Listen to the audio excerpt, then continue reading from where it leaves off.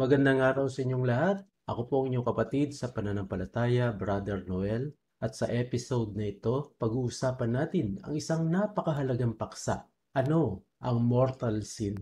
Paano natin malalaman kung ang isang kasalanan ay mortal? At paano ito mapapatawad? Marami ang nalilito tungkol sa mortal at venial sin. May mga nagtatanong, mortal sin ba ang hindi pagsimba ng isang beses? Paano kung hindi ko alam na kasalanan pala ang ginawa ko? Ano ang mangyayari kung namatay ang isang tao sa estado ng mortal sin? Huwag kayong mag-alala dahil sa video na ito sasagutin natin ang lahat ng ito gamit ang turo ng simbahang Katoliko. Handa na ba kayo? Tara, simulan na natin.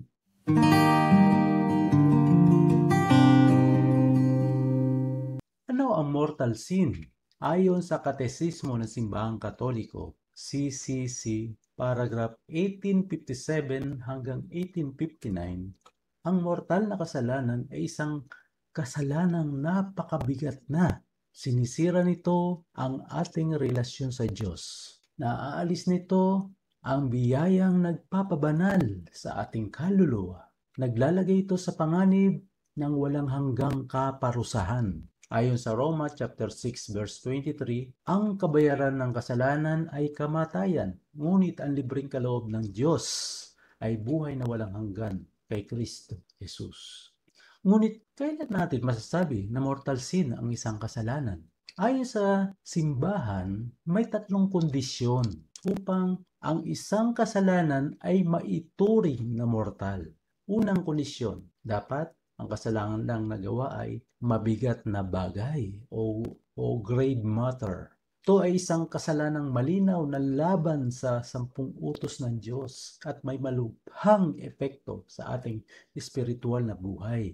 Mga halimbawa, idolatria, pagsamba sa Diyos-Diyosan, murder, pagpatay o matinding pananakit sa kapwa, adultery at premarital sex, pakikiapid at immoralidad, mortal na pagnanakaw ng malalaking halaga, sadyang hindi pagsisimba tuwing linggo na nakapaloob sa CCC paragraph 2181. Sa unang sulat ni San Juan, chapter 5, verse 16 to 17, may kasalanang hahantong sa kamatayan. Ang lahat ng paglabag sa batas ay kasalanan, ngunit may kasalanang hindi humahantong sa kamatayan.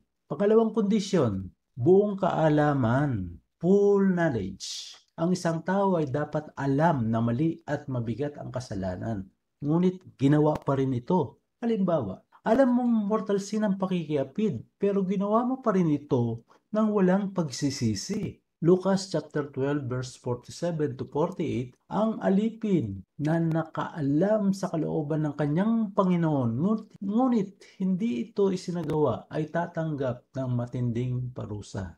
Ang ikatlong kondisyon, buong pagsang-ayon ng kalooban, full consent of the will. Ginawa ang kasalanan ng may malayang pagpapasya, hindi dahil sa sapilitan, matinding takot, o hindi maiiwasang pangyayari. Halimbawa, ang isang taong napilitang magsinungaling upang hindi mapatay ay hindi ganap na responsable sa kasalanan. Ayon sa CCC paragraph 1859, ang mortal na kasalanan ay nangangailangan ng buong kaalaman at buong pagsang-ayon. Ipinalalagay nito ang kaalaman ng pagkakamali at ang malayang pagpili upang gawin ito. So tatlo po, no? Una, kailangan mabigat na bagay, grave matter. Pangalawa, buong kaalaman, full knowledge. Pangatlo, buong pagsang-ayon ng kalooban, full consent of the will. Kailangan yung tatlong kondisyon na yan ay masunod para masabing ang kasalanan ay isang mortal. Kapag ang kasalanang nagawa ay namit lamang ang dalawang kondisyon or isang kondisyon, yun po ang tinatawag na venial sin, na maaring mapawalang sala ka sa pamamagitan ng pagsisimba. No? Let's say meron kang venial sin, hindi mortal ha, umattend ka ng mass, doon pa lang sa unang bahagi ng misa, kaya importante hindi na late, ay mapapawalang sala na ang venial sins. Pero yung mortal, hindi po. Okay? Paano mapapatawad ang mortal sin? Dahil ba sa mortal sin ay wala na tayong pag-asa? Hindi. May paraan upang mapatawad ito. Kung ang venial sin ay napapatawad the moment na aaten ka ng misa, ang mortal sin ay mapapatawad naman sa ganitong paraan. Ayon sa 1 John chapter 1 verse 9, kung ipinapahayag natin ang ating mga kasalanan, siya ay matapat at makatarungan upang patawarin tayo. Diyan na po papasok ang sakramento ng kumpisal, confession penance. So sa madalit sabi, ang kasalanan mortal ay mapapatawad sa sakramento ng kumpisal. Kailangan lamang natin ng tapat na pagsisisi at pagtatapat ng kasalanan sa pari at pagtanggap ng absolution at penitensya during confession, no?